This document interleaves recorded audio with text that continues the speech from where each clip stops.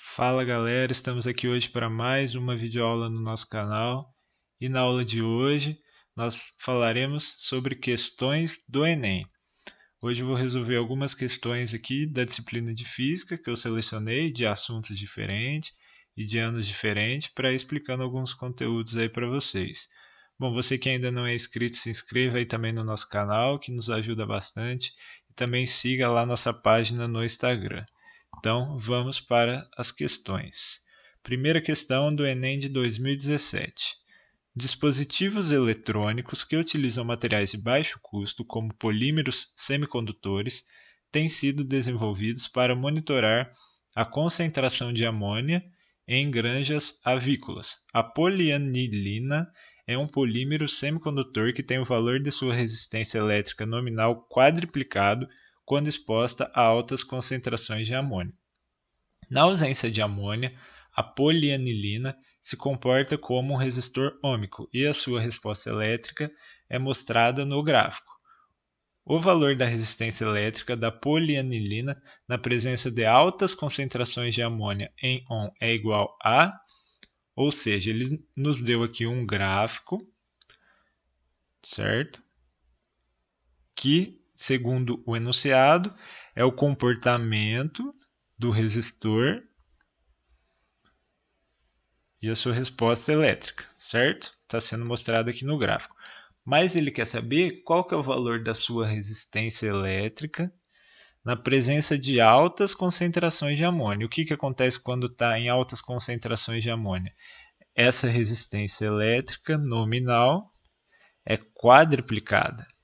Então, nós temos que calcular a resistência elétrica de acordo com as informações do gráfico e depois quadruplicar, porque ele quer na presença de amônia, certo?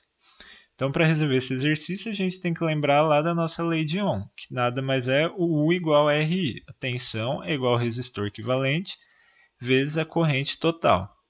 Analisando o nosso gráfico aqui, no eixo X, o que nós temos? Essa tensão, diferença de potencial.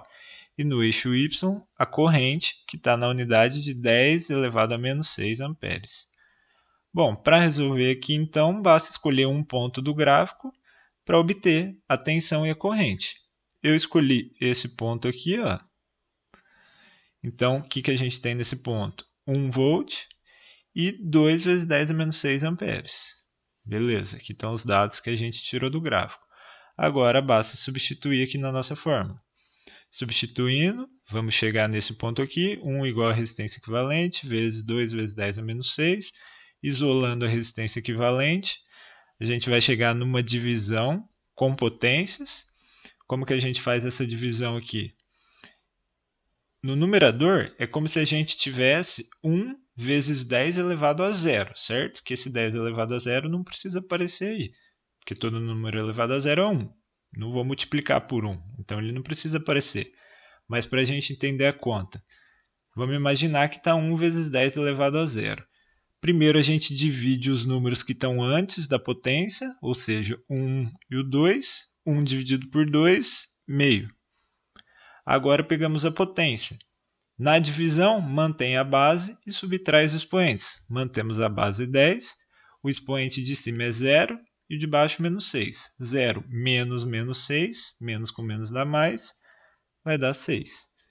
Então 0,5 vezes 10 dá 6. Mas lembrando que ele quer na presença de altas concentrações de amônia. Então, temos que quadruplicar esse valor.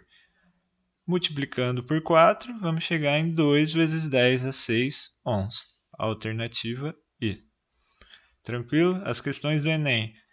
Tem muitas questões que são relativamente fáceis, só que com enunciados bem grandes, que faz que a gente tem que ficar bem atento para não errar, para chegar no que realmente ele pediu para a gente, certo? Então vamos lá para a questão 2, Enem 2018. Um projetista deseja construir um brinquedo que lance um pequeno cubo ao longo de um trilho horizontal, e o dispositivo precisa oferecer a opção de mudar a velocidade de lançamento. Para isso, ele utiliza uma mola e um trilho onde o atrito pode ser desprezado conforme a figura. Para que a velocidade de lançamento do cubo seja aumentada 4 vezes, o projetista deve... Bom, vamos observar aqui nossa figura. Ó. O que o que está acontecendo aqui no sistema? Ele tem um cubo, que quando ele for lançar esse cubo, ele vai pressionar a mola aqui para trás, certo? Aí vai soltar e vai lançar o cubo dentro desse trilho. Tranquilo? Então, de acordo com a situação aqui do problema, o que nós temos aqui? Temos um sistema conservativo. E o que é um sistema conservativo?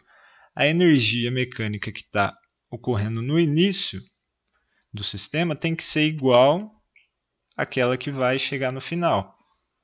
Tranquilo? E o que a gente tem no nosso problema aqui no início? Vamos ter energia elástica, porque eu vou comprimir a mola com o cubo aqui. Então, vou estar gerando energia elástica. E no fim, quando eu soltei o cubo, ele vai entrar em movimento. Então, energia cinética.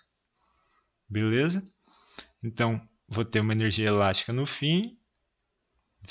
início, e no final, energia cinética. E qual que é a nossa fórmula da energia elástica? kx² sobre 2. E da energia cinética? mv² sobre 2. Se é um sistema conservativo, que a do início tem que ser igual à do final, então eu posso igualar essas energias, certo? Então, kx² sobre 2 igual a mv² sobre 2. E o que era a pergunta dele? Sobre a velocidade. O que ele tem que fazer para aumentar 4 vezes a velocidade? Então, aqui nas nossas fórmulas, vamos isolar o v, que esse v aqui é a velocidade. Isolando o v, eu posso cortar o 2, porque dividindo por 2 dos dois lados. Vou passar o m para lá dividindo, certo? E para tirar o quadrado do v, basta tirar a raiz. Então, vamos chegar nesse ponto aqui. Lembrando que tudo que está ao quadrado dentro da raiz eu posso tirar. Então, o x aqui, eu posso tirar ele da raiz. Então, vamos chegar em v igual a raiz de k sobre m vezes x. O que é o k? Constante elástica. M, a massa do nosso cubo. Isso vai variar? Não, são valores constantes. E o que é o x? É a deformação da mola. Esse valor pode variar, posso deformar mais ou menos a mola. E aqui, o que está acontecendo com o x e o v? Eles são grandezas diretamente proporcionais, porque se eu aumentar o x, consequentemente vai aumentar o v. Se eu diminuir o x, vai diminuir o v. Então, que conclusão que a gente chega? Sendo k constante, que a mola é a mesma, se ele não trocar a mola, será o mesmo k, a velocidade é diretamente proporcional à deformação da mola. Então, se eu quiser aumentar a velocidade 4 vezes, o que eu tenho que fazer com a deformação da mola? Aumentar 4 vezes. E onde tem isso? Na alternativa B. Manter a mesma mola e aumentar 4 vezes a sua deformação. Tranquilo? Mais uma questão aí, 2018. Muitos smartphones e tablets não precisam mais de teclas, uma vez que todos os comandos podem ser dados ao se pressionar a própria tela. Inicialmente, essa tecnologia foi proporcionada por meio das telas resistivas, formadas basicamente por duas camadas de material condutor transparente que não se encostam até que alguém as pressione, modificando a resistência total do circuito de acordo com o ponto onde ocorre o toque. A imagem é uma simplificação do circuito formado pelas placas em que A e B representam os pontos onde o circuito pode ser fechado por meio do toque. Qual é a resistência equivalente no circuito provocada por um toque que fecha o circuito no ponto A? Bom, o que ele está falando aqui? Que vai ocorrer um toque que vai fechar no ponto A, certo? Só selecionar a caneta aqui. Ele quer fechar no ponto A. Então, ele quer vir fechar aqui. E o B continua aberto. Fechando ali, qual vai ser a resistência equivalente do nosso circuito? Então, fechando o circuito em A, como que vai ficar nosso circuito? Dessa forma, fechadinho ali e o B aberto. Qual que é o primeiro passo que a gente tem que fazer? Calcular a resistência equivalente entre esses dois aqui, esses dois resistores, que são dois resistores que estão em série ou em paralelo? Então, paralelos, certo? Um paralelo ao outro aqui. É fácil de enxergar esse tipo de circuito. Já o 4 com esse outro 4 estão em série, beleza? Mas primeiro vamos calcular os paralelos. Quando estão dois circuitos em paralelos que têm o mesmo valor, o que a gente faz? É só pegar o valor, que é 4, e dividir pela quantidade de resistores em paralelos que tem o mesmo valor, que no caso aqui são dois, esse e esse. Então, 4 dividido por 2, 2 kΩ, que está tudo aqui em kΩ, a unidade, certo? Então, transformamos esses dois resistores aqui em paralelos, achando seu equivalente, em um de 2 kΩ. E como que vai ficar nosso circuito agora? Dessa forma aqui. Então, teremos esse resistor novo em série com o de 4 kΩ. Então, resistores em série, basta somar. Somando, 2 mais 4, 6 kΩ é nosso resistor equivalente. Alternativa C, 6 kΩ, certo? Vamos para mais uma questão. Agora Enem 2019. O slackline é um esporte no qual o atleta deve se equilibrar e executar manobras estando sobre uma fita esticada. Para a prática do esporte, as duas extremidades da fita são fixadas de forma que ela fique a alguns centímetros do solo. Quando um atleta de massa igual a 80 kg está exatamente no meio da fita, ela se desloca verticalmente, formando um ângulo de 10 graus com a horizontal, como esquematizado na figura. Sabe-se que a aceleração da gravidade é igual a 10 metros por segundo ao quadrado, cosseno de 10, seno de 10. Qual é a força que a fita exerce em cada uma das árvores por causa da presença da atleta? Bom, como que a gente inicia esse tipo de exercício? A gente tem que fazer um esquema e desenhar todas as forças que estão atuando aí nessa situação aqui. Então, fazendo esse desenho, o que a gente vai chegar? Vamos pensar que esse pontinho aqui central é onde ela está apoiada, a atleta. Então, o que vai estar atuando ali? Só a força-peso, certo? E a fita está amarrada nas duas extremidades da árvore. Então, se eu estou fazendo um peso aqui para baixo, o que vai ocorrer aqui e aqui? A tração. Vai ocorrer uma tração ali nos pontos que estão amarrados na árvore. Então, vamos ter aqui tração e tração, beleza? Por enquanto, P, tração e tração. E essa tração, a gente pode decompor ela em x e y. Porque ela está na diagonal, certo? Então, decompondo em x e y, aqui ficaria x e aqui está nosso y, ty. Então, temos ty à esquerda e temos ty à direita, certo? Porque tem uma tração para a esquerda e uma tração para a direita. Tranquilo? Fazendo isso, nós podemos marcar também o ângulo que ele nos disse aqui ó, no enunciado, formando um ângulo de 10 graus com a horizontal. Então, o ângulo de 10 graus com a horizontal. Após essa marcação do ângulo de 10 graus, a gente pode transportar esse ty aqui para cá, apenas para formar um triângulo aqui junto com esses 10 graus. Porque esse triângulo que forma aqui em cima são semelhantes, certo?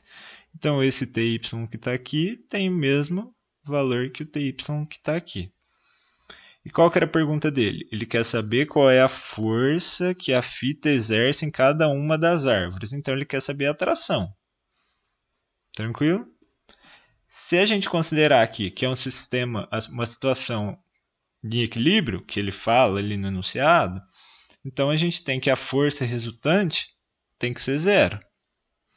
O que isso quer dizer? Vamos analisar aqui ó, o P e o TY. A atleta não está indo nem para baixo, ou seja, seu peso não está puxando, empurrando ela para baixo, nem para cima, ou seja, TY também não está jogando ela para cima, está em equilíbrio. Quer dizer que essas forças estão em equilíbrio, então a soma das forças TY tem que ser igual à força peso para ela ficar paradinha. Se uma fosse maior que a outra, ela estaria indo para cima ou para baixo. Então, temos que 2ty é igual a P. E como que a gente calcula esse ty? Ty está aqui, ó. Ty está na frente, está do lado oposto ao ângulo de 10 graus. Se está do lado oposto, basta eu multiplicar o t pelo seno de 10 graus. Se tivesse aqui embaixo, seria o cosseno. Como está aqui na frente, é o seno. Então, 2 vezes t seno de 10. Porque o t seno de 10 é a mesma coisa que o ty. Só que temos 2ty, então 2t seno de 10. E o peso nada mais é que massa vezes a aceleração da gravidade. Seno de 10 ele deu para a gente lá no enunciado que vale 0,17, substituímos aqui. A massa 80 kg e a gravidade 10. 80 vezes 10, 800. Podemos simplificar esse 2 aqui com 800 e vamos ficar com t vezes 0,17 igual a 400. Passando o 0,17 dividindo, vamos ter que 400 dividido por 0,17. Fazendo essa conta, 400 dividido por 0,17, 2.353 newtons. Só que as respostas aqui estão todas em notação científica. Quantas casas temos que andar aqui para deixar em notação científica? 1, 2, 3. Andamos 3 casas, vai ficar 2,353 vezes 10 elevado à terceira. Mas não tem essa alternativa e a mais próxima é 2,4. Então, alternativa D. É isso aí, galera. Caso tenham ficado dúvidas, então deixem aí nos comentários. Ou se preferirem também fazerem aulas particulares diretamente comigo, presenciais ou à distância, é só entrar em contato pelo Instagram, que é Professor Eduze Ribeiro, ou pelo meu e-mail, que está aí também na tela, professoreduzeribeiro@gmail.com.